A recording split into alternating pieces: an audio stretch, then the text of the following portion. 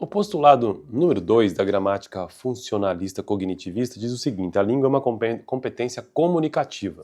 O postulado número 1, a língua se fundamenta no aparato cognitivo. Mas hoje quero continuar o postulado número 2, a língua é uma competência comunicativa. Entende-se por competência comunicativa a habilidade de veicular conteúdos informativos, exteriorizar sentimentos pessoais e expressar instruções que devem ser seguidas.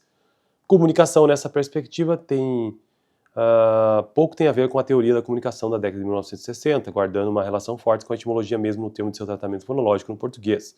Comunicar e comungar, especificando a língua como a língua opera constantemente sobre categorias cognitivas e semânticas, criando os significados. A língua é processamento de informação, referenciando-se às situações de fala e o próprio texto que está sendo criado. A língua se manifesta na interação social através da conversação, considerada como a articulação discursiva mais fundamental. Bom, isso eu tratei no vídeo passado, né?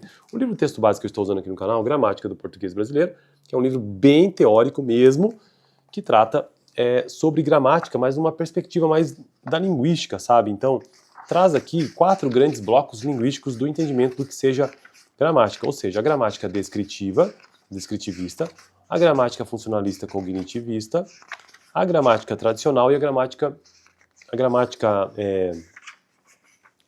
histórica e a gramática, que eu aqui disse tradicional, mas ele usa um outro termo, que não é exatamente tradicional. Eita, mas cadê aqui? Peraí, só um pouquinho. Que é a gramática prescritiva, mas isso ainda não tratei, né? Deixarei lá para frente.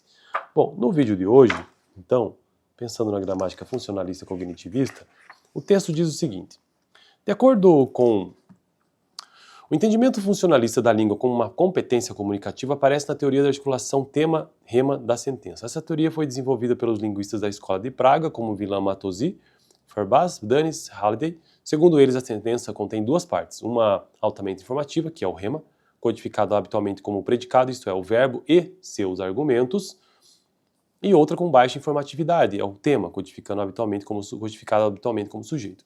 De acordo com essa teoria, todo ato de comunicação bem-sucedido consiste em 2 realizações: destacar um objeto de predicação, predicar sobre esse objeto. Estou seguindo aqui um autor chamado Hilary que aplicou essa teoria à língua portuguesa. Dito de outra maneira, toda oração serve para realizar 2 ações básicas e irredutíveis, que descrevemos na linguagem de todos os dias mediante os predicados falar de e dizer de. O primeiro desses predicados capta o papel de tópico, tema, e o segundo o papel de foco, rema.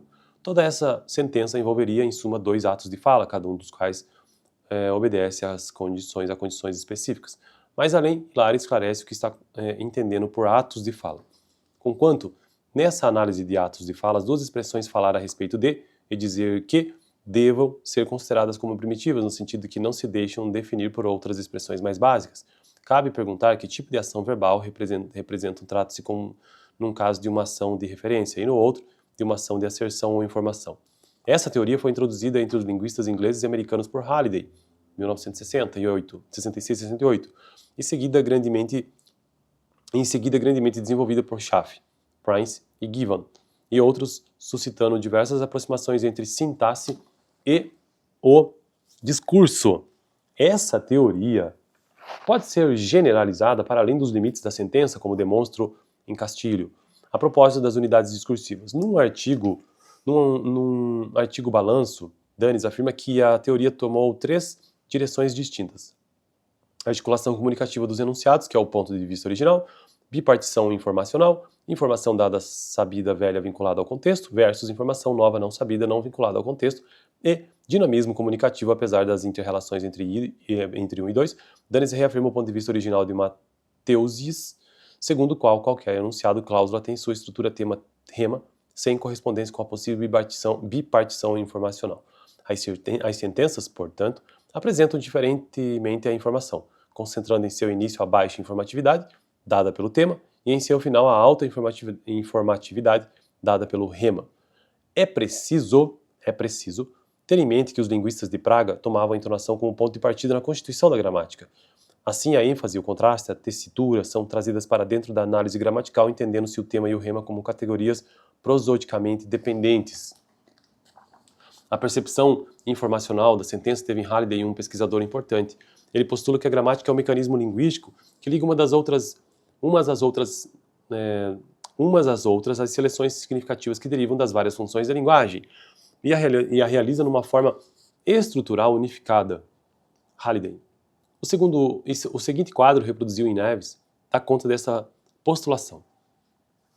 Bom, deixarei isso para o próximo vídeo. Ou será que termino hoje? Termino hoje, porque isso é tão pouco, né? Na avaliação de Neves, 2 pontos são básicos na reflexão de Halliday. A unidade maior de funcionamento da língua é o texto, em cujo interior se dá a criação dos significados.